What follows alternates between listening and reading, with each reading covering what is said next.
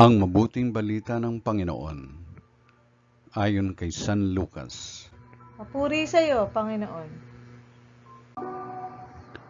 Noong panahong iyon, isinaysay ni Jesus ang isang talinhaga upang ituro sa mga alagad na dapat silang manalangin lagi at huwag manghinawa.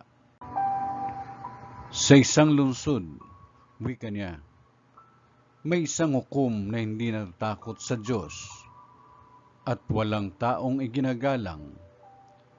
Sa lungsod ding iyon ay may isang babaeng balo na punta ng punta sa hukom at humihingi ng katarungan. Tinanggihan siya ng hukom sa loob ng ilang panahon.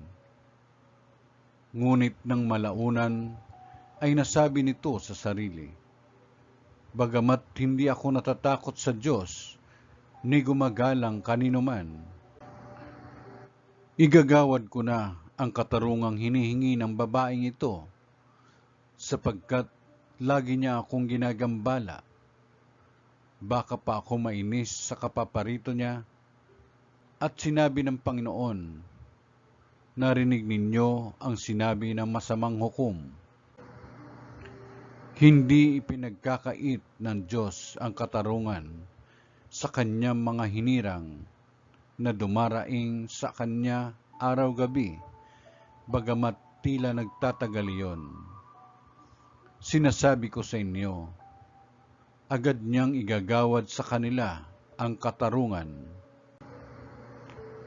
Ngunit pagdating ng Anak ng Tao sa daigdig na ito, may makikita kaya siyang mga taong nananalig sa kanya?" Ang mabuting balita ng Panginoon. Pinupuri ka namin, Panginoong Kristo.